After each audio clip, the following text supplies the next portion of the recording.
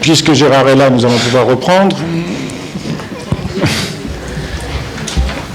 Alors, nous allons donc conclure cette journée par la dernière intervention de Silke Schauder qui sera discutée par Denis Bochereau. Juste avant, je vous rappelle bien sûr que vous pouvez prendre le programme du séminaire Babylone. Nous faisons des colloques Babylone, mais il y a un séminaire Babylone mensuel. Et cette année, il reste deux séances intéressantes, me semble-t-il, puisque nous recevons deux pointures. René Caes et Nazio, la Calas, Thomas More. Pour ceux qui ne le connaissent pas, ça vaut le déplacement, il gagne à être connu. Donc la Calas, j'imagine, un peu plus. Vous avez le programme du séminaire, si on a pu vous donner aujourd'hui, ce que je crois, le goût de la chose psychanalytique au prisme de la littérature, ou inversement, comme vous voulez. Alors, Silke Schauder est une des deux co-organisatrices, co-directrices, co-amitiés avec moi du séminaire Babylone depuis des années, sous la férule de l'indispensable Corinne Dugré-Lebigre, qui est la gardienne de la maison qui vous a reçu à l'entrée. C'est avec Anne-Marie, avec Silke, que nous choisissons les thèmes chaque année. Bon. Et c'est pour ceux qui l'ont déjà entendu, c'est une passionata, une passionaria de Camille Claudel. Je vous invite à acheter son livre sur Camille Claudel, qui rapporte les actes d'un colloque qu'elle a organisé, conduit à Cerisy, et qui reprend bon nombre de textes qu'elle a commis autour de son alter ego, pourquoi ne pas le dire comme ça, d'une certaine manière, Camille Claudel.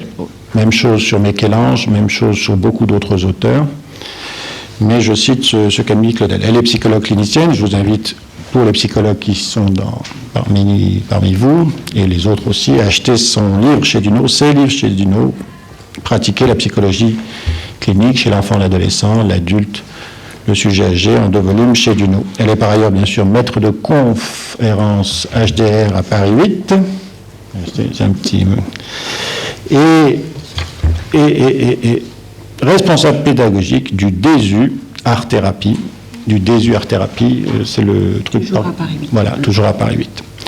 Elle sera discutée par notre ami, collègue Denis Bochereau, qui est un fou absolu de Saint-Exupéry. Je vous invite à lire son texte, et de la période de latence en particulier, qu'il dit ne pas être une période de latence, ça a été dit par Philippe Guton et François Richard, enfin, ou pas aussi latente que ça en tout cas.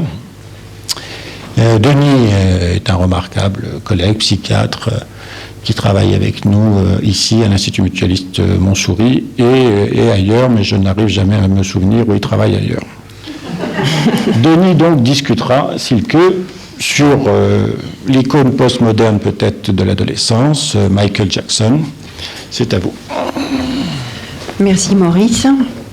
Donc, dans le cadre de notre colloque Babylone consacré aux illusions et à la vérité de l'adolescence, j'ai choisi de vous parler, non sans quelques goûts de provocation, de Michael Jackson, l'enfant terrible, peut-être le plus terrible de la planète, celui qui est porté à son incandescence, l'illusion et l'impossible vérité de soi, la fiction de soi, l'invention de soi, celui auquel nous devons la plus sauvage des esquisses de l'adolescence. Ce temps si singulier que nous avons déjà discuté aujourd'hui, le temps de tous les bouleversements, où il s'agit de transformer l'assaut pulsionnel en identification, en lien, en symbolisation et, dans le meilleur des cas, en amour de l'autre.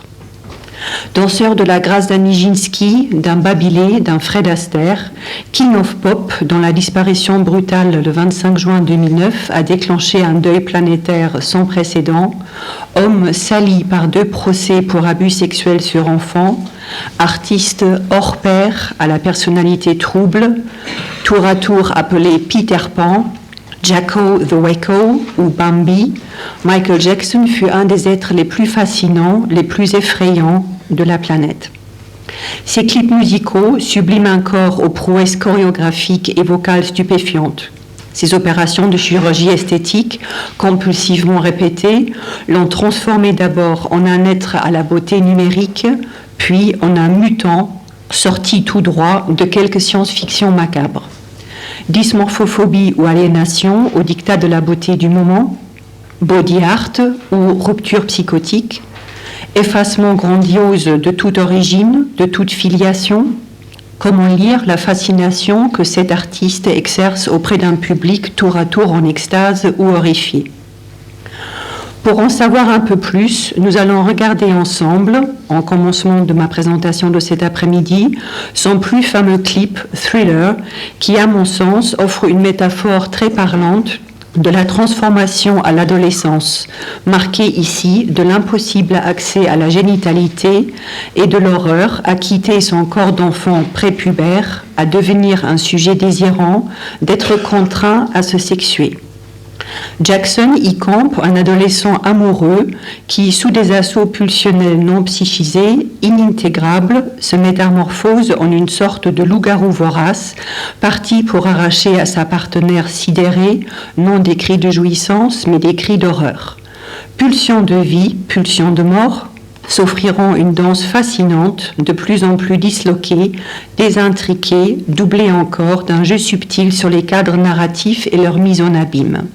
Regardez, c'est Pascal qui va lancer donc pour nous le film. En attendant que ça charge, je vais juste vous préciser qu'effectivement le clip est donc d'une durée de 14 minutes. C'est le plus long clip musical qui existe, c'est en même temps celui qui a été le plus souvent regardé. Pour tous ceux qui ont suivi un peu la déferlante Jackson au plus tard, donc en 2009, juste quelques repères et quelques éléments. L'album qui a vraiment assuré l'immortalité de Jackson était bien Thriller, vendu entre les estimations 85 à 140 millions de fois sur monde, donc vraiment l'album le plus écouté, le plus vénéré en musique.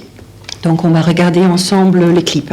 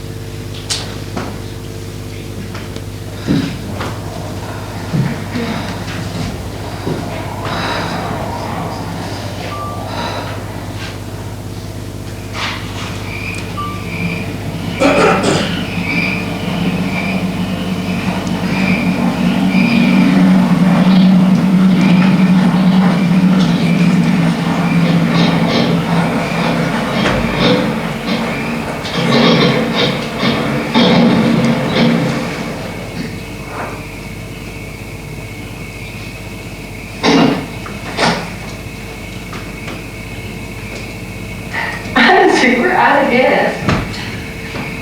So, what are we gonna do now?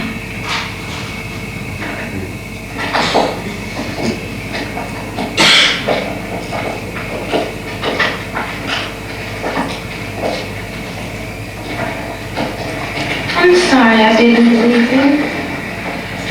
Can I ask you something? What? You know I like you, don't you? Yes? And I hope you like me the way I like you. Yes? I was wondering if you would be my girl. Oh, Michael.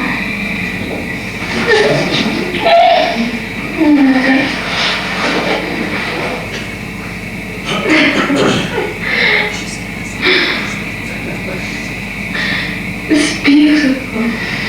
Now it's official. I have something I want to tell you. Yes, Michael? I'm not like other guys. Of course not. That's why I love you. No, I mean I'm different. What are you talking about?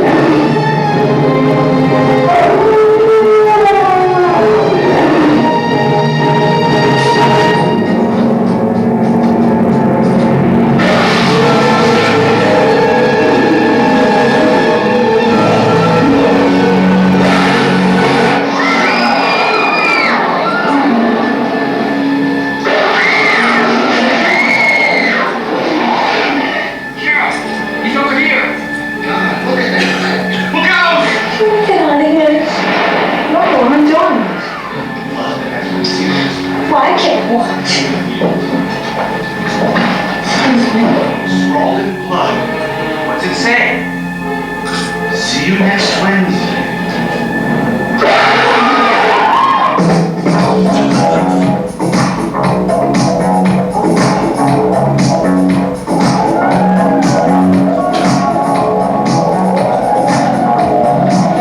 It's only a movie. It's not funny.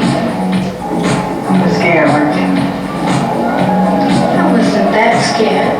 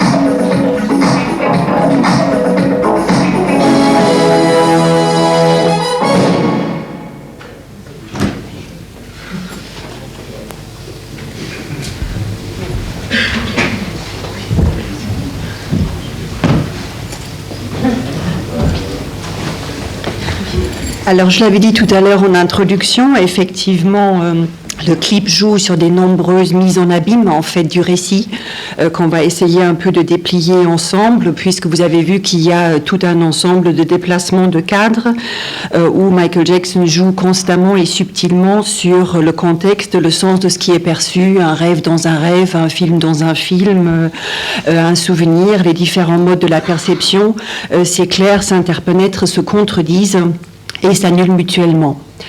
Donc en fait, pour la petite anecdote, il est important de savoir qu'au moment du tournage, Michael Jackson a donc 25 ans.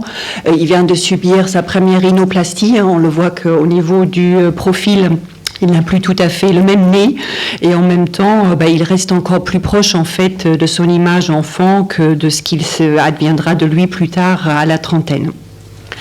Alors, à mon sens, ce qui est passionnant dans le contexte qui nous intéresse aujourd'hui par rapport aux métamorphoses négatives de l'adolescence, là, Jackson nous offre en fait une angoisse de type psychotique, laquelle est basée sur la défiguration, le morcellement, la dévoration, sous l'impact en fait de l'assaut pulsionnel qui ne peut se penser, qui ne peut se symboliser, s'exprimer, se transformer en tendresse, en désir et après aussi en approche non dévorant et non persécuteur de l'autre.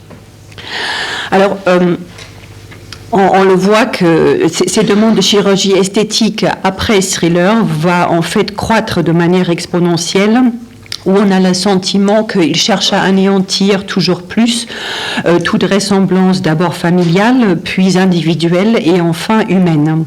Tel un Dr. Jekyll and Mr. Hyde, Jackson met donc en scène le clivage d'un moi qui est mis en échec par une pulsion non métaphorisée, impensable, déliée, dont il ne reste que la face abjecte et terrifiante de l'autodestruction.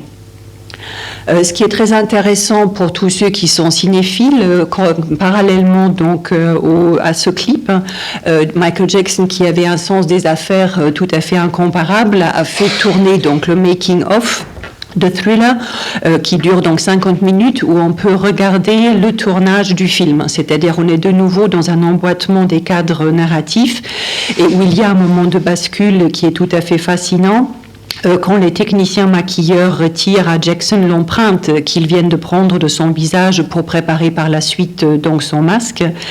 Et on voit qu'il est totalement fasciné par ce masque blanc qui se détache de lui comme un idéal du moi incarné, flasque, un moi peau neuve, à l'heure identificatoire qu'il n'aura de cesse de poursuivre par la suite pour fuir sa monstruosité supposée. Là aussi, pour la petite anecdote, il avait contacté John Landis, qui a déjà tourné plusieurs films d'horreur auparavant, dont American Werewolf, qui a reçu le premier Oscar en fait pour la masque, pour le maquillage, en lui posant cette demande tout à fait singulière. J'aimerais devenir un monstre. Est-ce que c'est possible avec vous ? Et John Landis, évidemment, dit pas de problème, je veux dire, on peut faire ça. Et où dès le début, Jackson était tout à fait obsédé par cette transformation, par cette métamorphose, qui justement semble déjà préexister précisément au processus artistique de Thriller, c'est-à-dire il se vit comme monstre et il a envie vraiment de le montrer, de le transformer à travers ce récit qui est finalement un récit comme des séries et des movie B de l'époque, mais où en même temps, pour lui, sur un plan plus fantasmatique, ça semble entrer donc en résonance avec cette monstruosité que son père lui a signifiée en le traitant de Big Nose enfant, aussi cette monstruosité que l'adolescence elle-même lui a infligée en lui faisant perdre le statut d'enfant merveilleux. Parce que pour tous ceux qui sont fans de Jackson, ils savent qu'il a préexisté à Michael Jackson. Il y avait les Jackson 5, où lui-même, dès l'âge de 6 ans, était donc sur scène et avait ses grands succès, donc à 10, 11 ans, ABC, tous les grands tubes qui sont passés évidemment en boucle à la télévision en 2009 pour lui rendre hommage. Donc cette perte du statut de l'enfant merveilleux qui chante en fait avec une voix d'ange, adulée et hors sexe, a dû constituer une blessure narcissique totalement impossible à métaphoriser et à penser par la suite pour lui. Justement, Maurice avait parlé ce matin de la mue.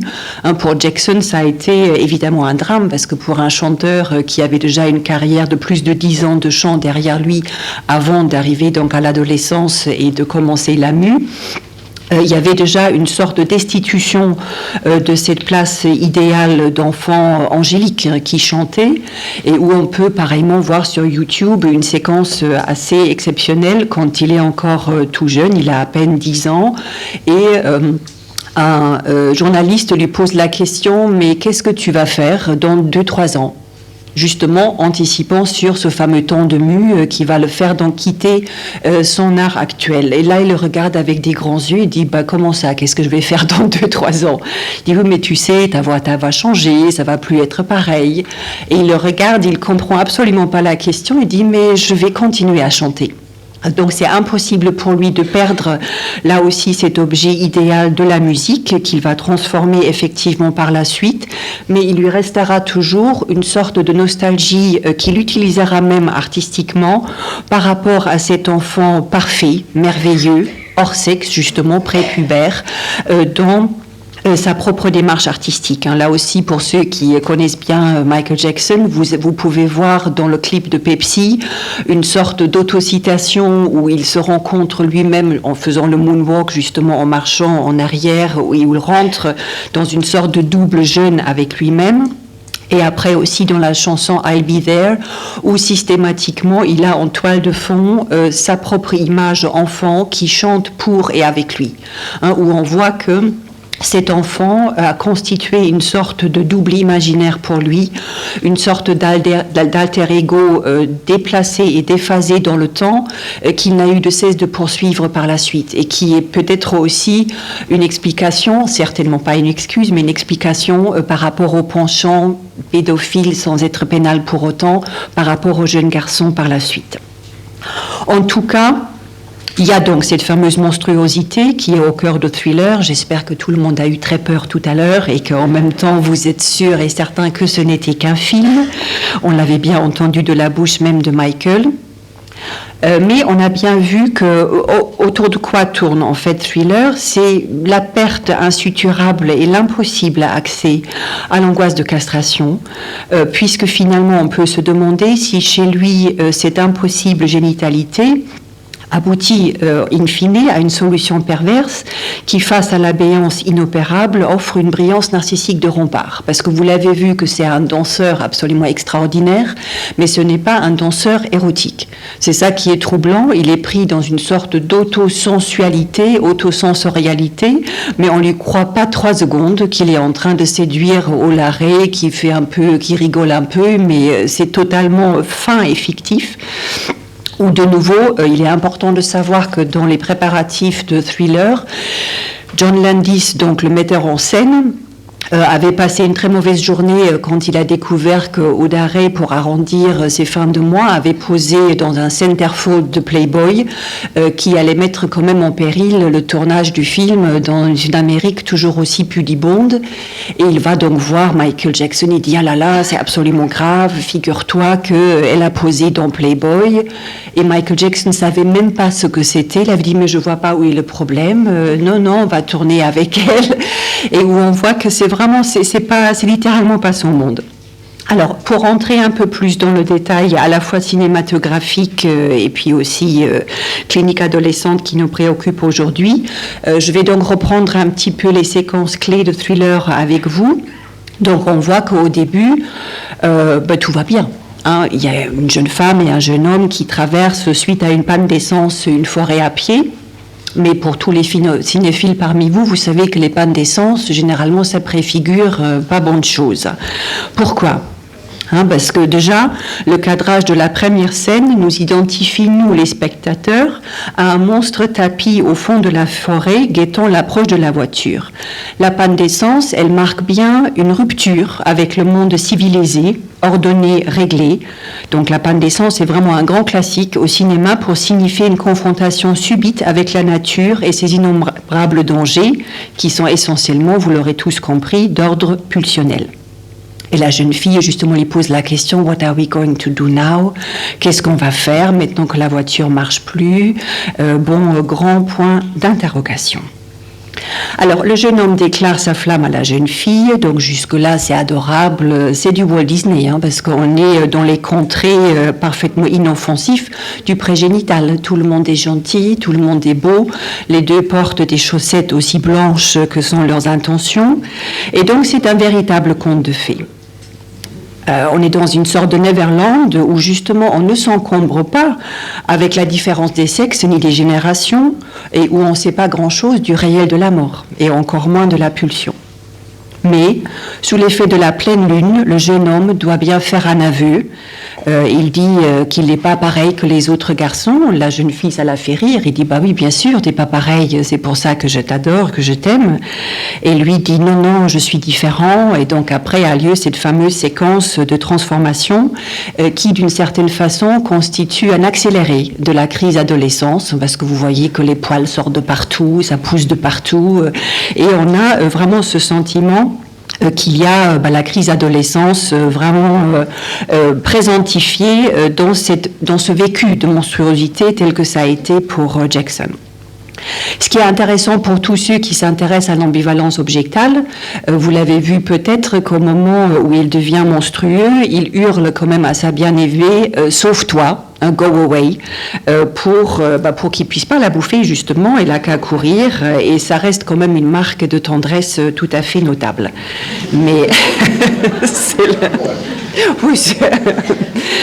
mais une fois que c'est quand même la dernière phrase et la dernière parole humaine qu'il a, ce fameux go away, sauve-toi. Et à partir de ce moment-là, il n'a donc plus accès au langage, il devient pulsionalité pure, il devient cette espèce de bête absolument féroce où on a l'impression d'assister à une sorte de remake de La Belle et de la Bête, et où de nouveau il faut s'intéresser quand même de près au trucage, parce que je trouve ça toujours passionnant d'entrer dans le vif du détail, comment ça a été fait.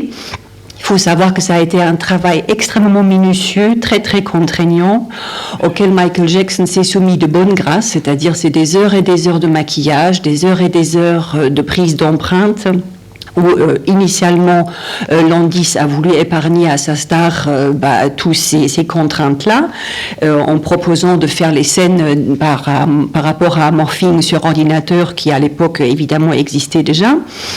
Tourné donc en 83, mais Jackson tenait absolument à faire la bête. Franchement, c'était pour lui la condition sine qua non. On le voit dans le making-of qu'il s'y prête avec de très bonnes grâces. On lui met des gouttes dans les yeux, on lui dit que ça va faire très mal quand on va lui mettre les lentilles de chat. Et lui, il reste sous son masque avec sa petite voix de gamin et dit « Est-ce que ça va piquer ?» Et vraiment, c'est assez extraordinaire. Vous pouvez regarder ça sur YouTube.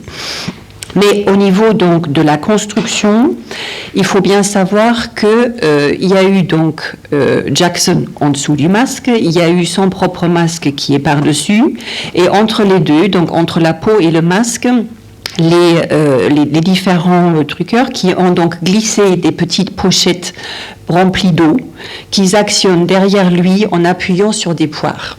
Tout ça, évidemment, vous ne le voyez pas, mais vous le voyez dans le tournage du film lui-même où il se retrouve avec 6 vessies collées sur son visage sous le masque qui après permet justement de le déformer et de montrer tous ces effets spéciaux qui sont tout à fait saisissants et qui constitue donc justement cette visualisation grandiose de que peut faire la pulsion s'il n'est pas pensé. Visiblement, ça fait des dégâts. Donc le devenir adolescent, le deuil de l'enfance et la confrontation brusque avec la sexualité a dû donc constituer pour Jackson lui-même un temps effrayant, foncièrement horrible et mortifère. Il le dit dans plusieurs interviews plus tard, quand il parle de son acné, et puis il dit que vraiment il était affreux, que c'était un temps strictement terrible pour lui. Mais en tout cas, on le voit, ce pourquoi littéralement ça le fige et ça le coince dans cette position d'enfant idéal, c'est qu'il ne parvient pas à créer un mélange aussi baroque soit-il entre ses pulsions agressives et ses pulsions tendres. Donc il y a la pulsion, elle reste soit totalement désintriquée du côté de la bête, soit du côté du jeune homme angélique qu'il redevient à la fin quand il dit mais qu'est-ce qui se passe quand sa bien-aimée se réveille de son cauchemar pour la raccompagner. Si on rentre dans les séquences clés du film, donc il y a un passage que moi j'ai appelé un peu celui de Blanche-Neige, où en fait la jeune femme court dans la forêt, elle-même aussi exposée à ses propres pulsions immaîtrisables. En signe de puissance virile, Jackson craque un arbre comme si c'était une allumette, et au moment où il la rattrape et se penche sur elle pour l'étriper, tous les Kleiniens auront constaté la position en pleine Hilflosigkeit de la jeune fille, qui fait comme ça, c'est vraiment le bébé. Il y a donc une coupure, l'image bascule sur la salle de cinéma, qui, comme un seul homme, recule en hurlant devant le spectacle horrible que nous ne pouvons pas voir. Donc là, vraiment, il y a bien sûr un travail fantastique sur l'imaginaire de chacun. Qu'est-ce qui se passe dans cette scène où on entend que les hurlements et on voit la réaction du public qui, après, évidemment, par contamination émotionnelle, nous fait nous reculer aussi devant ce spectacle que nous ne voyons pas. Donc c'est un procédé que Landis, qui connaît évidemment très bien l'histoire du cinéma, a essentiellement emprunté chez Hitchcock, qui est le grand maître du suspense, qui, quand les choses deviennent insupportables, il y a un écran qui nous protège, qui est l'écran du fantasme, et qui après nous laisse un peu imaginer les choses à notre guise, et où nous avons que les réactions du public qui nous confrontent de manière indirecte avec l'action. Alors là, surprise, dans le public évidemment, il y a un jeune couple qui ressemble comme des jumeaux au premier.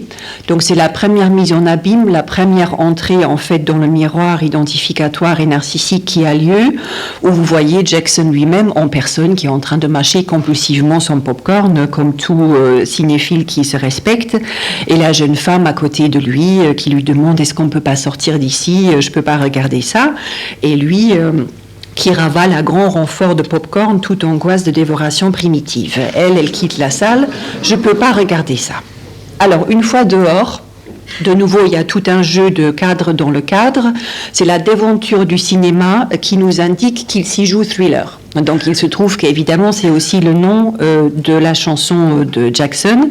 Et il y a de nouveau tout un jeu sur l'autoréférentialité qui est des plus subtils, tout en annonçant aussi Vincent Price, qui était une des stars des films d'horreur de la série B des années 50 et dont Jackson a emprunté la voix. Toute la séquence où vous entendez une voix caverneuse, c'est le vrai Vincent Price, parce que Jackson à l'époque était déjà il avait énormément d'argent et donc comme il n'aimait pas lésiner sur les moyens, il a fallu absolument que ce soit le vrai Vincent Price qui lise cette séquence pour introduire à la séquence musicale. Alors, apparaissent les morts vivants. C'est quoi cette histoire ? Je veux dire, là, évidemment, c'est la série B de base. Mais en même temps, on voit très bien que cette question des morts vivants permet de nouveau à questionner sur un plan plus métaphorique la question de qu'est-ce qui arrive d'un corps. Je veux dire, dans le meilleur des cas, c'est un corps pour la jouissance, on en a parlé ce matin. Dans le pire des cas, c'est un corps pour la mort. Et où il y a cette superposition de nouveau dans le film de Jackson, et où il y a cet encerclement par les zombies qui figure à mon sens un formidable retour du refoulé. Ces corps morcelés, parce qu'à un moment donné, clac, il y a même un bras qui tombe, il y a plein de liquide qui sort de partout, c'est assez difficile à regarder, donc des décompositions, c'est autant des pulsions partielles, non unifiées, hors identification, que les deux jeunes, chacun à sa manière, mais dans deux topiques et structures bien différentes, n'ont pas su intégrer ni individuer à leur niveau. D'un côté, le refus hystérique pour la jeune femme, de l'autre, l'incapacité du sujet psychotique à libidiniser la pulsion, puis la régression commune au stade le plus primitif, c'est-à-dire celui d'angoisse archaïque, de morcellement et de dévoration, tant agi que subi. Parce qu'on voit qu'il y a toute une scène de poursuite où à la fin, on se demande de qui court après qui et qui a le plus peur, en fait, dans toutes ces poursuites.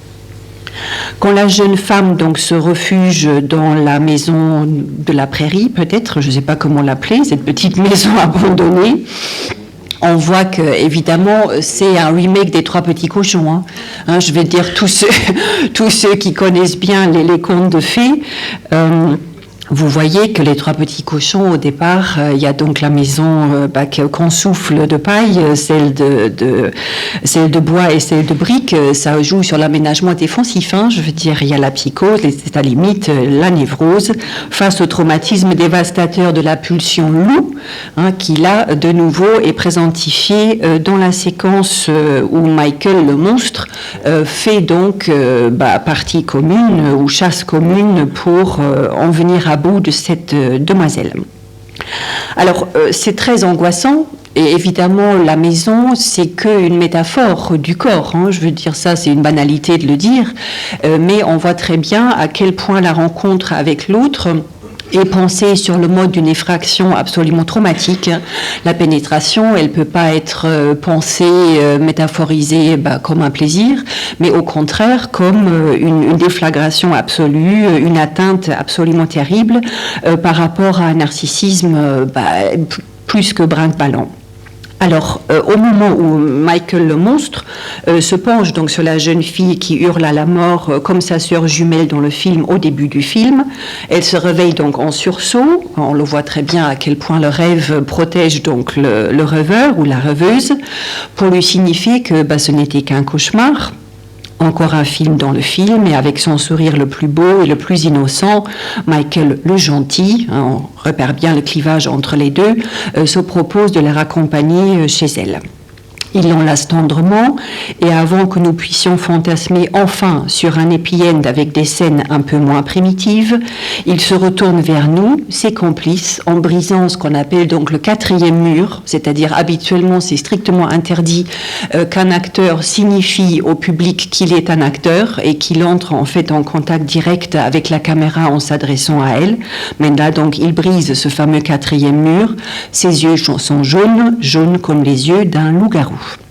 Alors, c'est quoi alors l'histoire de Thriller? C'est donc l'histoire d'un loup-garou qui part avec une fille qui a rêvé qu'elle se faisait tuer par des zombies alors qu'elle sortait d'un cinéma où elle a vu une fille se faire attaquer par le même loup-garou qui maintenant la raccompagne chez elle. C'est ça? Peut-être, mais peut-être pas. Parce qu'à bien regarder le film, puisqu'effectivement, pour quelqu'un d'aussi narquois, aussi joueur que Jackson, il faut tout regarder dans ce film. Il y a ce qu'on appelle donc un incipit, c'est-à-dire un prologue, un nouveau cadre à l'extérieur de toute cette cascade de cadres que j'ai essayé de déplier avec et devant vous, où je vais brièvement lire donc en anglais. Il y a donc cette espèce de panneau au début. Due to my personal convictions, I wish to stress that this film in no way endorses a belief in the occult, Michael Jackson. Donc, extraordinaire entrée dans la matière par les portes battantes du déni et de la dénégation. Ne croyez surtout pas que dans ce film, j'exprime une croyance dans l'occulte, dans l'occultisme, phrase que Jackson aurait été obligé et contraint de rédiger pour rassurer les témoins de Jéhovah qui, nonobstant cette précaution, allaient prendre ombrage du sujet du film au point qu'ils devaient quitter leur communauté. Parce que là aussi, une petite note en bas de page, effectivement, cette rupture avec les témoins de Jéhovah vaut aussi rupture avec la mère, qui était témoin de Jéhovah suite à une guérison plus ou moins miraculeuse d'une polio qu'elle avait contractée enfant, où en même temps, c'est intéressant de questionner qu'est-ce que c'est cette mère à la mobilité donc restreinte par rapport à cette surmobilité, cette surexpressivité du corps de Jackson. Et où en même temps, il faut bien savoir que toute la semaine, il a passé donc sous la férule du père, à répéter jusqu'à 23h du soir les pièces de musique, le père qui le faisait danser sur une plaque chauffante pour lui apprendre à lever très vite les jambes. C'est quand même des moyens relativement vifs pour améliorer donc la grâce de son fils. Et où en fait de quoi étaient faits ces dimanches? Les dimanches étaient faits de faire du porte-à-porte avec les témoins de Jéhovah pour proclamer la fin proche. Donc drôle d'enfance tout de même. Et où on voit que là, cette provocation de justement réveiller les morts, avoir cette confrontation par rapport aux morts vivants était aussi une manière de s'affranchir de cette aliénation-là. Mais une fois de plus, le jeu des génériques et des cadres dans les cadres n'est jamais fini chez Jackson, puisqu'à la fin, et on a laissé exprès le générique tout à fait jusqu'à la fin, Un nouveau panneau rassure faussement le spectateur sur le fait que toute ressemblance avec des personnes vivantes, mortes ou mort-vivantes, est parfaitement fortuite. Oui, là, point d'interrogation, parce que ce panneau invalide le message du début, en jouant sur les paradoxes de l'autoréférentialité, parce qu'à partir du moment où il mentionne des morts vivants dans son discours, ça veut bien dire qu'il y croit, ou qu'alors, de manière implicite, il les nie en les mentionnant. Donc c'est une sorte de « ceci n'est pas une pipe » de Magritte qui devient « ceci n'est pas un film d'horreur », puisque je ne crois pas que les morts vivants existent, mais je vous les montre quand même au cas où.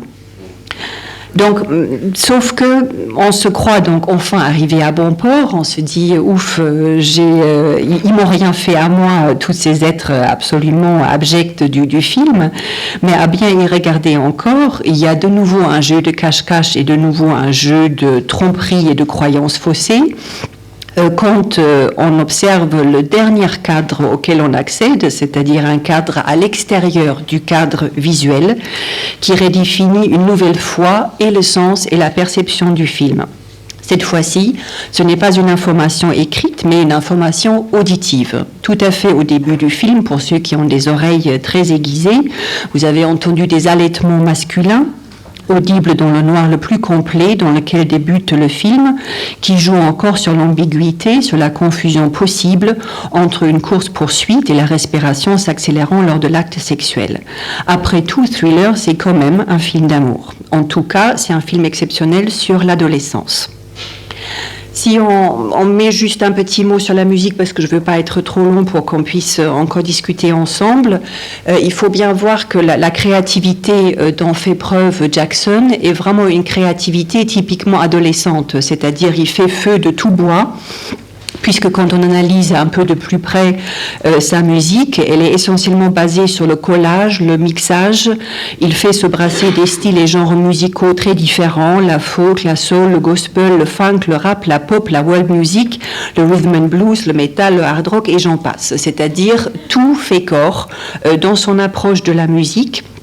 Et en même temps, dans bon nombre de ses chansons, Jackson inclut là aussi de manière très expérimentale, très ludique, des bruits et des bruitages qui se tiennent sur le seuil même d'une chanson ou alors qui introduisent leur musique propre.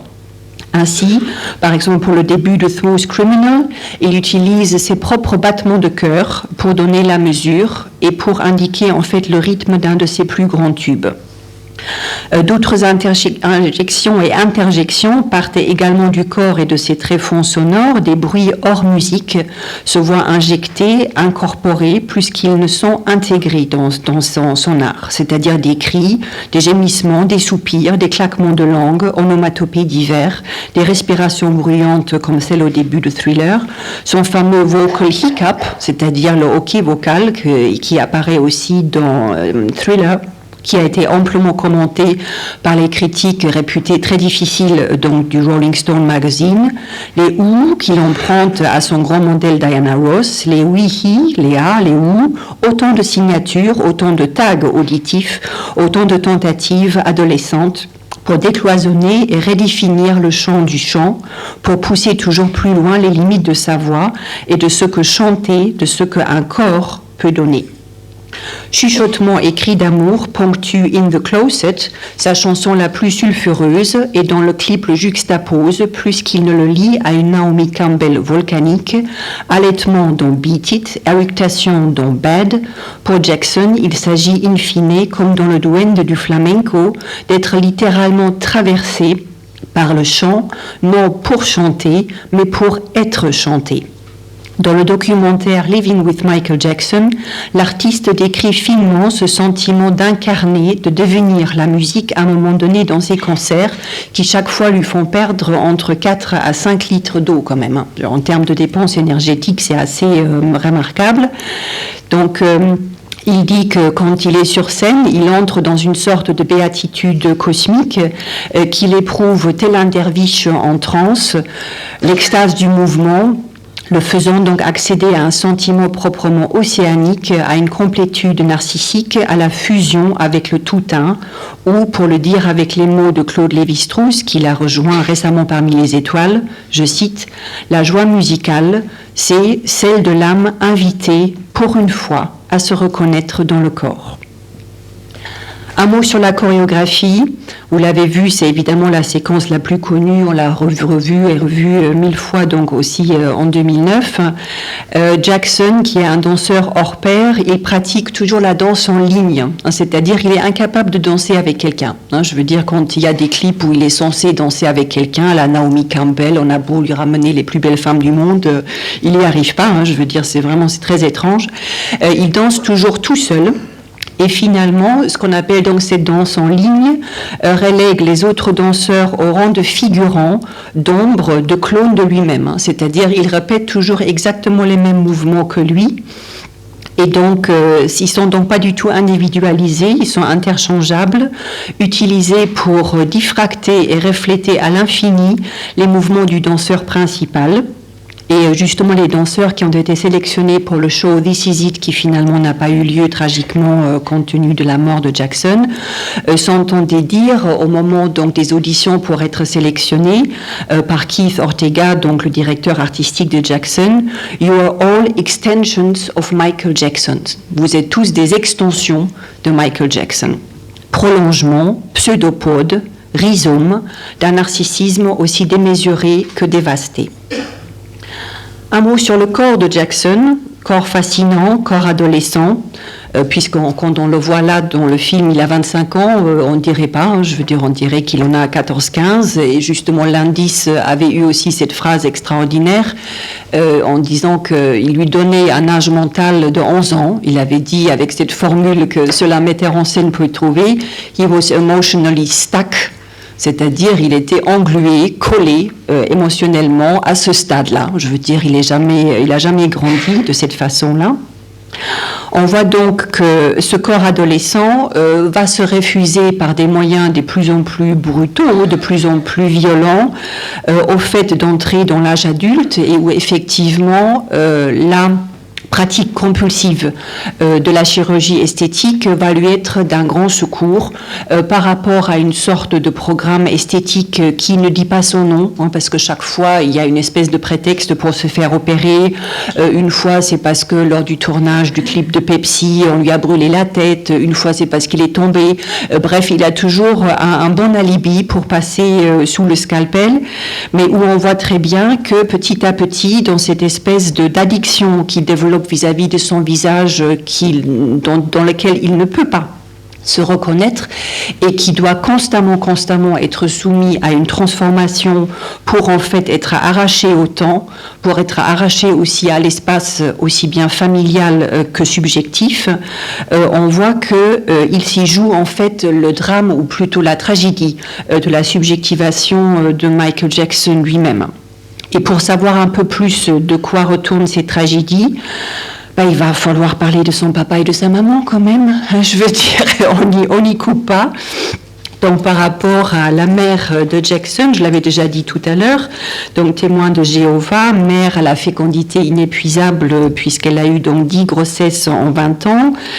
Catherine Jackson sera le soutien inconditionnel de son fils tout au long de sa vie. C'est-à-dire la seule à assister à la totalité des séances lors de son procès pour pédophilie en 2003, la seule aussi à se rendre tous les jours pendant 2 mois à la morgue avant son enterrement le 4 septembre 2009 à Forest Lawn. Donc proclamée mère de l'année par la revue Essence en 1984, ça se mérite. Elle est donc l'auteur d'un livre My Family, donc Jackson and Jackson, l'histoire d'un rêve. Donc une espèce de prototype archaïque de mère qui a élevé initialement 10 enfants donc dans un 2 pièces à Gary, Indiana, dans le plus grand dénuement, donc au 2300 Jackson Street, ça ne s'invente pas, ils habitaient déjà dans la rue avant d'être justement devenus des Jackson, avec un mari violent, irascible, musicien raté, donc dangereux, bien évidemment, pour ses fils, et accessoirement grutier dans une usine d'acier qui, en termes d'élévation, devait donc s'y connaître. Élevé à la dure pour devenir le groupe de musique le plus connu des États-Unis, Les Jackson 5 seraient arrachés à leurs conditions d'enfants d'ouvriers, à leurs conditions d'enfants tout court, à coups de ceinture et par la volonté d'acier de leur père, manager et directeur artistique dont Michael Jackson ne parviendra à se séparer qu'après 15 ans de carrière et d'assujettissement. Son premier album solo, donc Off the Wall, ayant été vécu comme une trahison par rapport au mythe familial de manière absolument terrible par le père, où justement il voyait que sa créature lui échappe et qu'il allait gagner beaucoup d'argent sans lui. Donc la devise de Joseph Jackson, donc le père, semble être celle de Scarlett O'Hara dans Gone with the Wind, plus jamais pauvre, ne sachant de toute évidence pas que la richesse à ce stade-là peut être une autre forme de pauvreté. Omis par son fils dans son testament, Joseph Jackson réclame actuellement une pension pour ses vieux jours, la carrière exceptionnelle de son fils l'ayant certes mis à l'abri du besoin, mais non à l'abri de l'avidité. Méprisant la fameuse phrase de Freud, l'anatomie c'est le destin, Michael Jackson semble avoir poursuivi avec une détermination hors pair toujours le même but. Le destin, c'est le désir. Par sa musique et sa démarche chirurgicale, qui doit autant à l'autodestruction qu'au body art, il a cherché à invalider toute règle, toute catégorisation existante pour la faire voler en éclats. En acte et en fiction, il démontre en un geste postmoderne radical et transgressif l'inanité des oppositions noir-blanc, homme-femme, adulte-enfant, ange-démon, homme-animal, vivant-mort, artificiel-originaire, humain-machine, et on peut prolonger à l'infini toutes les oppositions qui normalement structurent notre expérience de la réalité. Pour lui, tout simplement, ça n'a pas cours. Comme si sa chair était malléable par un morphine agissant non sur une image de synthèse, mais sur le corps même, le remodelage incessant de son visage, le changement de sa couleur de peau et de ses cheveux sont autant de gestes non d'un simple désir de changement, sur le mode dichotomique, avant j'étais noir, maintenant je suis blanc, mais d'une logique entièrement nouvelle qui vise la transformation elle-même. C'est pas le résultat du changement qui est attendu ou qui est intéressant, c'est la transformation elle-même qui est le but de la transformation. C'est là aussi où on voit la tragédie, parce qu'évidemment, ça ne peut pas marcher. La seule transformation qui a ce but-là, c'est précisément la transformation de l'adolescence, et c'est celle-ci que Jackson essaie de rémimer constamment jusqu'à sa mort tragique. Fabriquant en fait un corps de toutes pièces, il essaye de déceler son corps de l'emprise maternelle, aussi bien pour le soustraire à l'effroyable violence paternelle, pour devenir enfin lui-même, mais constamment autre en fait. Donc ce fantasme d'auto-engendrement, on le connaît tous de notre clinique, bien évidemment, par rapport à la psychose, mais en même temps, il me semble que sur un plan plus philosophique et plus postmoderne aussi, Jackson essaye de rien de moins qu'un métissage avec lui-même. C'est-à-dire une sorte d'invention où il serait tous les contraires à la fois et où, dans une fuite affolée en avant, il aurait traversé le mur de la ressemblance, le mur de la vraisemblance et même le mur de la semblance elle-même, pour à la fin ne plus pouvoir ressembler à quoi que ce soit. Désireux donc de rompre jusqu'à la chaîne de l'évolution et de la généalogie, souhaitant devenir une créature fantastique, merveilleuse, sortie tout droit d'un conte de fées dont lui seul était l'auteur, hybride sans descendance possible, amphibie pouvant vivre à la fois dans l'eau et sur terre, ni noir ni blanc, ni homme ni femme, ni imaginaire ni réel, Michael Jackson, à la fin de sa vie, il pourra plus être défini par aucun arrimage symbolique autre que son nom. Tout se condense en fait autour de qui on parle finalement quand on dit Michael Jackson, puisque ce n'est plus un être identifié et identifiable, où on assiste vraiment à une sorte de machinisation de l'identité et du nom lui-même. Bon, j'en arrive à la conclusion. Évidemment, je suis très loin d'avoir répondu au mystère et à la fascination qu'exerce l'être adolescent de Michael Jackson. Comment ce thriller avait-il commencé avant d'avoir si tragiquement fini ? Récapitulons très brièvement. Donc Michael Jackson est né le 29 août 1958, 8e enfant au sein d'une famille nombreuse, d'un père ogre, dévoreur de ses enfants, et d'une mère témoin de Jéhovah, pour laquelle la fin du monde est toujours proche. Oui, mais avant, Sont nés avant lui Maureen, Jackie, Tito, Germaine, Latoya, Marlon et Brandon. Non, Brandon, le 12 mars 1957, il n'est pas né. Enfin, il est mort. Non, il est mort-né. Est-ce lui, ce double, cette ambiguïté pure, à la fois jumeau et mort, réunissant deux impensables, deux altérités radicales à la fois, qui a ouvert cette impasse dans laquelle s'est engouffré toute sa vie Michael Jackson? Est-ce lui, ce faux jumeau pour toujours, mort-né, qui l'a condamné à la quête d'une perfection impossible, qui l'a toujours fait passer à côté du man in the mirror, celui qui naît et renaît après chaque opération, toujours plus méconnaissable, toujours plus blessé? Aucun chirurgien ne sait opérer une ombre. Aucun scalpel ne sait enlever une absence. Les médecins se seraient-ils trompés de patient? Du pareil au même, du clone au golem, comment faire le deuil de la complétude narcissique qu'offre au-delà des miroirs d'alouette du succès planétaire un vrai jumeau? Oui, à la suite de Brandon mort-né, il a bien fallu naître et venir au monde à Gary, Indiana, dans la 2300 Jackson Street, qui portait déjà son nom avant que Jackson ne devienne un nom de fabrique. Il a bien fallu y grandir à son corps défendant, grandir pour devenir un homme plus belle qu'une femme, un homme enfant, un noir devenu blanc, un ange déchu parmi les étoiles, une bête de scène, un monstre innocent, un mort vivant qui aura, à la place de son nez haï par son père, un trou à la place haïe de son père, Peter Pan à la vie éternelle, oui. Il a bien fallu naître Michael Jackson le 29 août 1958 à Gary et mourir le 25 juin 2009 à Los Angeles, à J-18 de son ultime comeback au O2 à Londres, qu'il avait appelé à juste titre « This is it ». This is it, ce sera tout, the final curtain call pour Michael Joseph Jackson. Je vous remercie.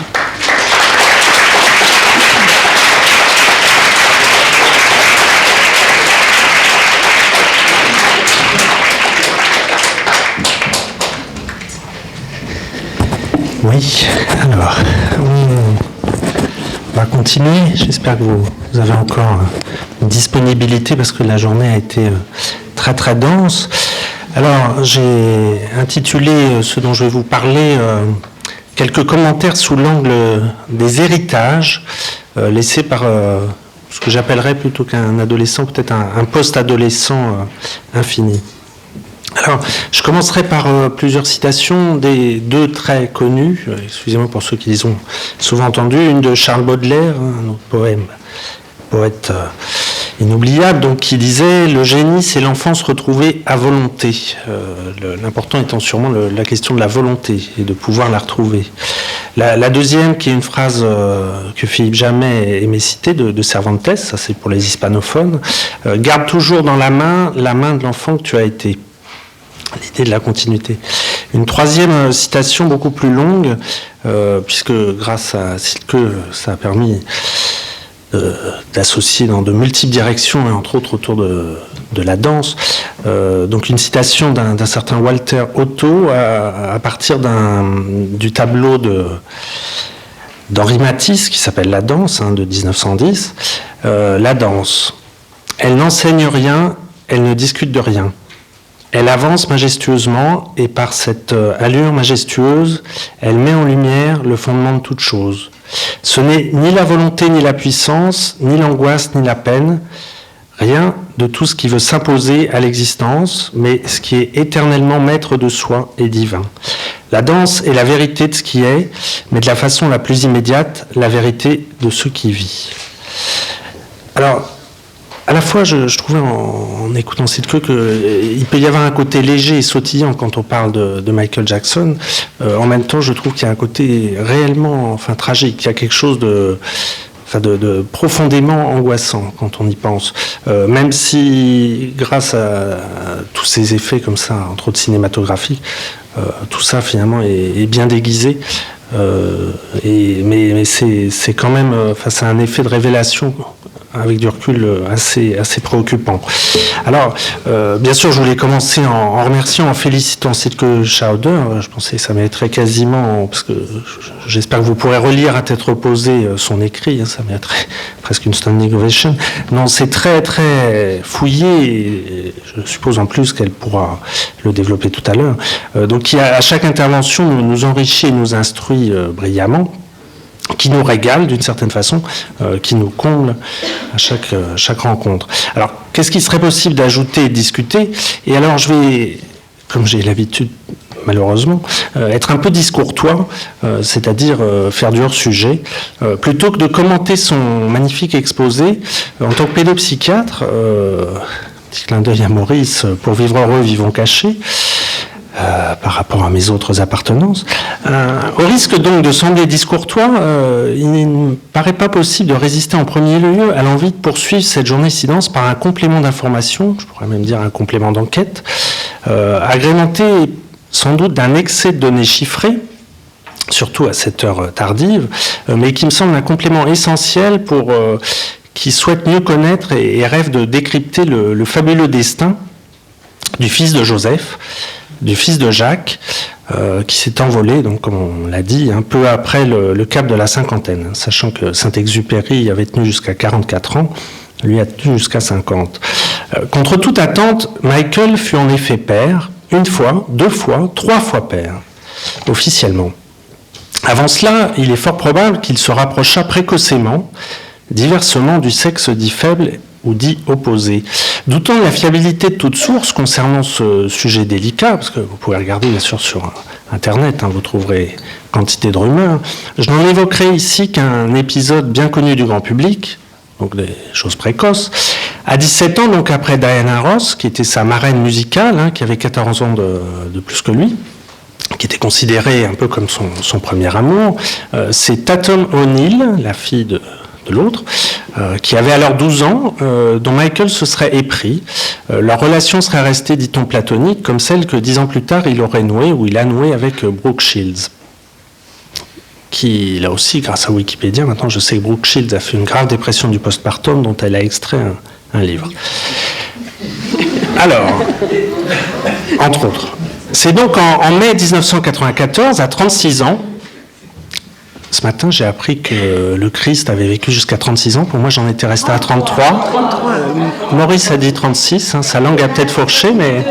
Ah bon. Excuse-moi, prof. D'accord. Donc, à 36 ans, Michael épouse enfin, par interrogation, mais en secret, Lisa Marie Presley, fille d'eux, de 10 ans sa cadette. Lisa Marie avait vécu son enfance à Graceland en tant que donc, fille unique de Priscilla et d'Elvis. Elvis étant mort quand elle avait 9 ans. Lisa Marie était déjà mère de 2 enfants. Elle n'en aura pas avec Michael et leur couple divorce en janvier 96, à peu près 18 mois plus tard. 10 mois après ce divorce, à la surprise générale, et discrètement encore, Michael convole avec une solide blonde aux yeux clairs, Debbie Rove, australienne, ou en partie australienne, qui à l'époque est enceinte de 6 mois. Debbie a le même âge que lui, ils se connaissent depuis une quinzaine d'années. Debbie travaillait à l'époque comme infirmière auprès du dermatologue qui soignait Michael. Alors l'a-t-il soigné initialement pour des problèmes d'acné juvénile, d'autres disent ce serait plus documenté pour un vitiligo. Toujours est-il que cette Debbie a la particularité donc d'être à la fois, d'avoir été infirmière en dermatologie, d'avoir aussi travaillé, je crois, en réanimation, et d'avoir été, ou d'être titulaire d'un diplôme de psychologie. Il paraît qu'elle a aussi travaillé comme palefrenier, soigneuse, parce qu'elle adorait les chevaux. Tout ça vient d'Internet, bien sûr, c'est merveilleux. Donc Debbie conçoit un garçon puis une fille. Le premier s'appelle Prince Michael Jr. Il a aujourd'hui 14 ans. La deuxième est donc une fille, elle s'appelle Paris Michael, on en reparlera peut-être tout à l'heure, elle a 13 ans. Le couple se sépare à peu près 3 ans après son union. Debbie va confier les 2 enfants à leur père, moyennant une coquette somme, bien sûr. Elle les réclamera quelques années plus tard et elle a ensuite renoncé définitivement, c'est une histoire, je pense qu'il y aura des rebondissements, à ses droits parentaux. En 2002, à 44 ans, Michael devient père pour la 3e fois et seul parent légal, cette fois-ci, de Prince Michael II, Prince Michael II, ou II, que vous voulez, qui, cette fois-ci, très officiellement, est né par insémination artificielle d'une mère porteuse, dont l'identité reste inconnue à ce jour. C'est ce fameux Prince Michael II qu'il a présenté maladroitement au balcon de son hôtel. Je pense que vous avez tous vu ces images. La scène où il le suspend dans le vide, et il paraît que c'est une scène qui reprend aussi celle du Roi Lion, hein, où le Roi Lion présente son fils, on parlait d'élévation, qui a fait le tour du monde et qui lui a attiré à nouveau d'innombrables critiques. En y repensant, je me suis dit que c'était comme, parce que bien sûr on peut voir la maladresse ou les angoisses de mort ou les désirs de mort, mais on peut aussi voir ça comme une offrande, comme s'il avait voulu, peut-être là aussi, qu'il s'envole, ou alors l'offrir à ses fans en amoureux. Alors, pour en rester au factuel, donc, Michael ne s'est pas uniquement consacré ou sacrifié à la musique, au chant, à la danse ou au spectacle. Il a aussi donc eu des enfants. Qu'a-t-il voulu transmettre? Qu'a-t-il transmis à ses 3 enfants? Nul ne le sait.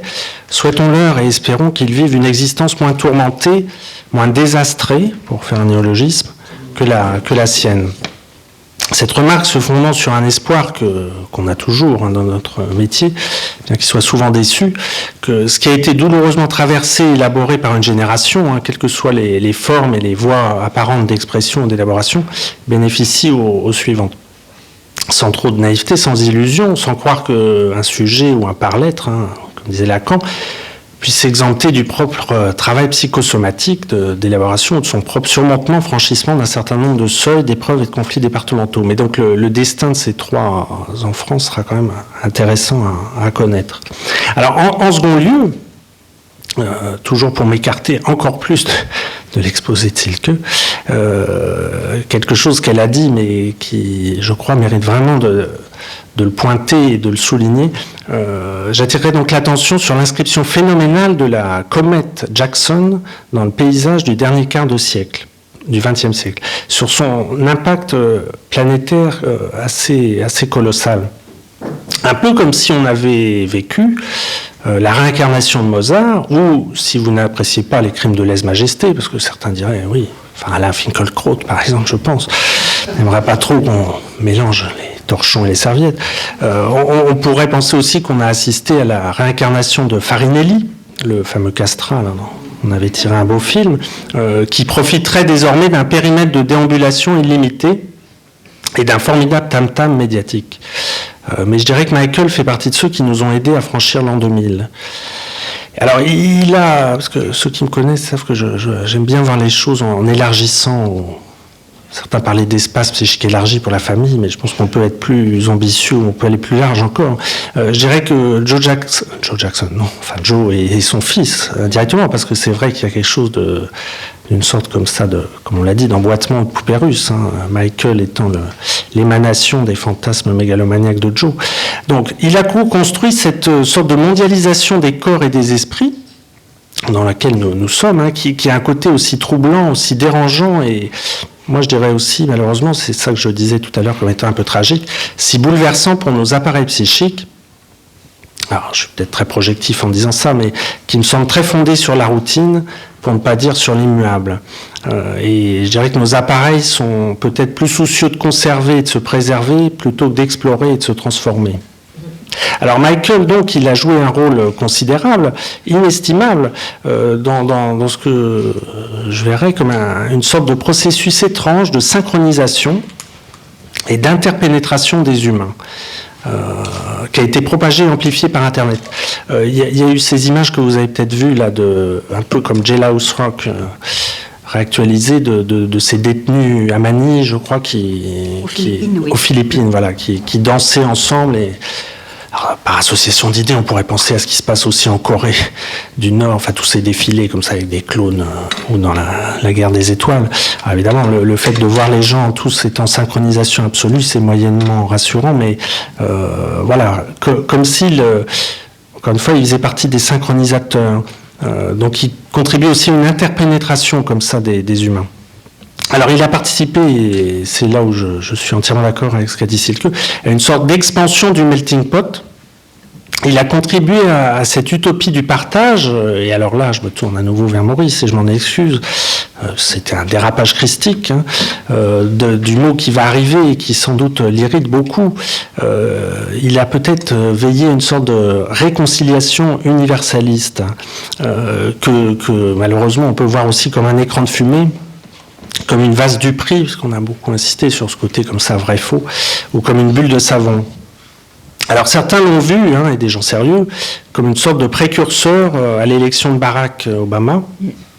Donc d'autres ont dit qu'il était une sorte aussi d'écho plus ou moins lointain et déformé de Martin Luther King ou Nelson Mandela.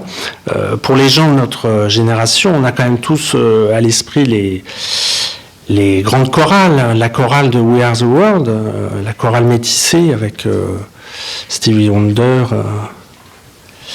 Bruce Springsteen, etc. En 85, tous ces gigantesques rassemblements pour la paix, pour la solidarité, contre la famine, etc. Alors, une autre toute petite critique par rapport au personnage jacksonien, on pourrait dire bien sûr qu'il est un fantastique produit marketing, qui mériterait d'être étudié largement dans les écoles de commerce. Il est un condensé tout à fait stupéfiant de son époque, de son pays. Je disais tout à l'heure en déjeunant que vous savez peut-être que la devise des États-Unis c'est E pluribus unum, à partir de plusieurs un, et on dirait qu'il a incarné ça, c'est-à-dire l'idée d'être, enfin je pense qu'on l'est tous, mais lui peut-être plus encore qu'un autre, plusieurs en un ou un étant plusieurs. Donc condensé stupéfiant de son époque, de son pays, de son entourage. C'est vrai qu'on a aussi à l'image les Jackson 5 là, avec leur boule de cheveux, là encore cinq comme les doigts de la main, mais étonnamment clonique. Donc il était incroyablement dynamique, il était propulsé par une ferveur qu'on dirait idolâtre, qu'à titre personnel, comme d'autres, je vois avec un peu d'appréhension. Alors, je fais partie des gens qui n'aiment pas trop la foule, les tendances mimétiques, les effusions, les trans, tout ça. Je manque d'oreilles, je n'ai pas trop le sens du rythme. Pour ce qui est de la souplesse, alors là, c'est terminé. Donc, je dirais que Michael, bien sûr, bouscule mes équilibres, mais je dirais qu'il ravit mes neurones miroirs. J'espère qu'il a ravi les vôtres aussi. Voilà, je remercie encore Silke de l'avoir si positivement et lumineusement éclairé. Alors pour jouer le jeu non pas de la controverse, parce que je crois vraiment c'est pas possible. Deux ouvertures, deux interrogations pour l'inviter à développer. D'une part, qu'est-ce qu'elle aurait de supplémentaire, et je sais qu'elle a des suppléments, à nous dire par rapport au rapport entre Michael et le temps, la temporalité. Et une autre question, c'est le lien entre ce corps, enfin cette enveloppe charnelle et ses chorégraphies, pour le plaisir.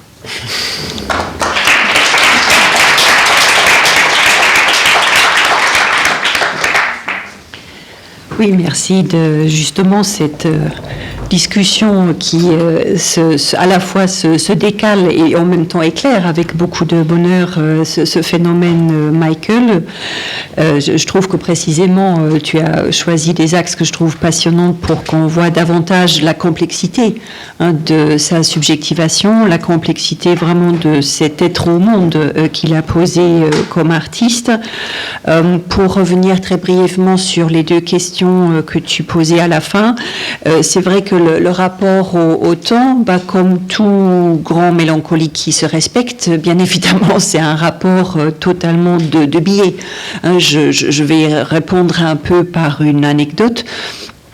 Quand il est en train de faire des achats dans un magasin où il y a un tas de briquets de broc, des reproductions de vases antiques, il tombe en arrêt devant un immense sarcophage en fait égyptien, une espèce de plagiat de Toutankhamon, tout en or avec des incrustations.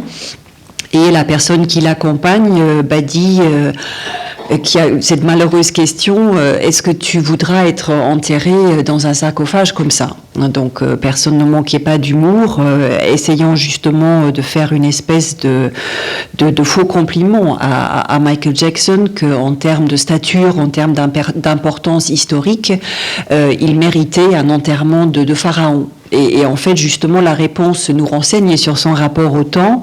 Il répond, mais je ne vais pas être enterré du tout, je veux vivre pour toujours. Donc une négation du temps qui, à mon sens, est aussi à l'origine de sa création, puisque la musique est quand même avant tous les autres arts, même encore avant le cinéma, vraiment l'art du temps, en termes d'écoulement, en termes de rythme, en termes de scansion, et où on constate que lui-même, il a un rapport totalement physique à ce temps musical. Pour ceux qui sont allés voir justement le documentaire des Sysites, on le voit que quand il chante et quand il indique des notes, il les trace comme ça devant lui dans l'air, comme s'ils étaient matérialisés pour lui. C'est assez extraordinaire, et où on voit qu'il a un rapport au temps qui ne peut être qu'un rapport musical. C'est-à-dire tout ce qui est rythme, tout ce qui est respiration, notes, sonorités, et où il est en train aussi de faire répéter à un musicien qui n'a pas la même oreille que lui. Il est en train de lui faire répéter une séquence qu'il joue trop vite. Et là, de nouveau, je trouve que l'anecdote est extrêmement parlante et nous renseigne bien sur la question que tu viens de me poser. Il lui dit, là, tu fais une pause, mais justement, comme c'est pas une vraie pause, il faudra que tu laisses reposer, comme si tu préparais une pâte. Et donc c'est fantastique comment pour lui en fait la musique et le son a une qualité physique parce qu'il lui donne en fait une recette de cuisine. Il dit let it simmer and let it, et vraiment il décrit après laisse reposer, malaxer et tout, alors que il veut juste que le musicien ne joue pas. et que pour lui, le temps a une telle importance musicale, justement, qu'il essaye non seulement de lui faire jouer les notes, mais aussi de lui faire jouer les silences entre les notes. Et là, on voit qu'il a un rapport absolument sublime au temps, à tout ce que ça représente sur le plan musical.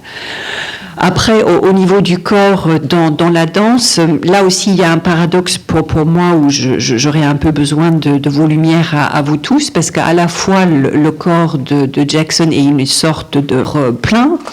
Lui, il est une sorte de corps vide parce qu'il joue, il se laisse filmer lui-même en ombre chinoise et où on le voit que se découper comme une sorte de, d'image plane et il n'a pas l'épaisseur corporelle.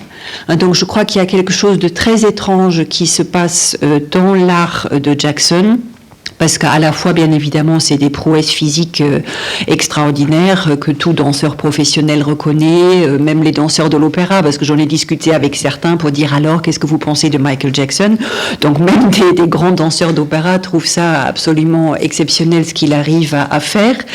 Mais c'est une telle technicité que paradoxalement il arrive à décorporéiser en fait son art. C'est qu'à la fin il devient pure image. Il arrive en fait à se vider de toute substance vraiment subjective, charnelle, pulsionnelle, puisque il n'y a plus que le geste qui compte, qui est vraiment travaillé, et où à la fin il me fait l'impression presque d'un haïku ou alors d'un tracé chinois, de quelque chose qui devient illisible. En tout cas, c'est plus un corps. Oui, ce qui, ceci dit, peut-être explique en partie le côté universel de son succès. Oui. Alors, peut-être la salle voudrait quelques précisions sur le moonwalk. Alors là, si on... le moonwalk, non, ou sur peut-être aussi des compléments de discussion, oui, c'est comme vous voulez. On va commencer par des questions.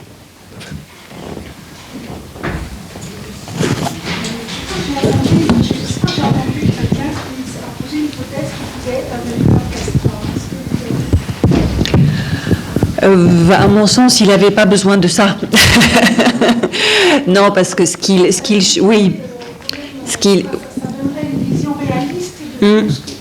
ça donnerait une vision réaliste c'est-à-dire que le moment où on lui pose la question qu'est-ce que tu vas devenir, que vous lui avez redonné, si effectivement à ce moment-là il y a eu pour qu'il puisse chanter, continuer cette période, effectivement une opération, ça donne un autre éclairage quand même, non? Oui, là, à mon sens, il s'agit plus d'une sorte de castrat psychique. Dans le sens que littéralement, il ne savait pas quoi en faire, hein, parce que là, dans les anecdotes que j'adore, parce que je trouve que c'est toujours très, très enrichissant pour comprendre, Landis dit par rapport à Thriller qu'il voulait doter Michael with a pair of balls, c'est-à-dire qu'il voulait lui donner une paire de couilles, excusez-moi de traduire de manière aussi explicite, mais c'est bien ce qu'il dit aussi en américain, et c'est raté. L'opération ne prend pas, c'est-à-dire il veut absolument que Michael soit très sexy, qu'il séduise au Larry et ainsi de suite, et on voit très bien qu'il n'est absolument pas dans ce registre-là, il est dans un registre totalement prégénital, prépubère, où on s'amuse, on sautille, on rigole, bon, c'est absolument pas son monde, et à mon sens, c'est beaucoup plus une question, oui, de castrat psychique, c'est qu'il n'arrivait pas à, comment dire, à mentaliser, à fantasmer aussi cette partie-là de son corps pour en faire quelque chose. Au niveau de la voix, oui. Elle est restée au perché, oui, mais après, par exemple, même quelqu'un qui n'a pas les mêmes problèmes de sexuation, comme par exemple Mick Jagger, je veux dire, il sait chanter falsette, hein, parce que ça s'appelle comme ça, quand on chante vraiment très haut perché. Mick Jagger sait le faire, David Bowie pareil, ça les encombre absolument pas. Donc je pense que de nouveau, il faut rester très prudente par rapport à ces éléments-là, parce que c'est beaucoup plus... du côté d'un statut d'ange qu'il a visé, mais qui ne passe pas par la réalité effective du corps. Hein. Et puis on le voit très bien que là, par rapport à Lisa Marie Presley, il ne savait pas quoi en faire. Hein. Je veux dire, il fallait l'épouser pour sortir du traquenard des procès pour pédophilie. Mais là, de nouveau, sur Internet, ça foisonne de partout. Il y a des ragots dans tous les sens qui partent du principe que le mariage n'a jamais été consommé, parce que littéralement, il ne savait pas quoi faire d'elle.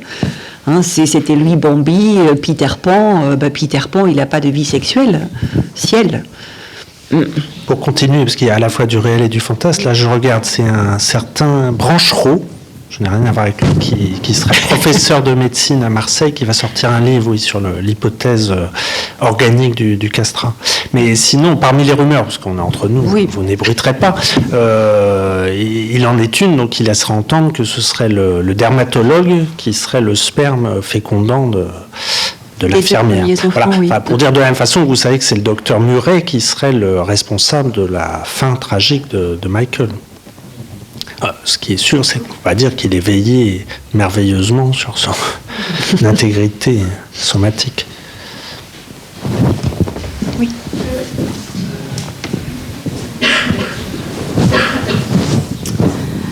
En lien avec ce que vous disiez que son père le faisait danser sur le feu, il existe en Grèce des gens qui ont des croyances qui font qu'ils se réunissent et qui dansent sur le feu. Ça, il n'y a pas encore très longtemps. Enfin, j'ai lu un livre il y a une vingtaine d'années, qui est d'ailleurs écrit par une analyste et qui s'est intéressée à ça. Et quand on danse à une vitesse suffisamment rapide, on ne sent plus les brûlures. Bah oui. Et elles ne se produisent pas. Enfin, c'est un phénomène. Et donc, ce sont des danses qui se font en groupe à ce moment-là. Ça existait encore il y a une vingtaine d'années.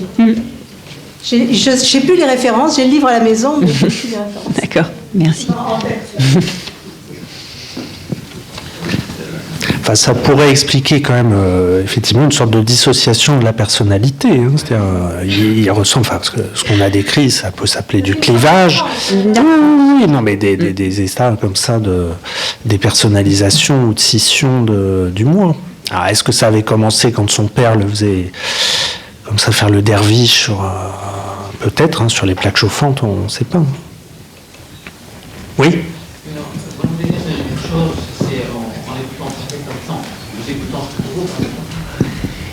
Quelle était la partie qui revenait à Michael Jackson d'être un décideur, ou c'est simplement quelqu'un qui était une...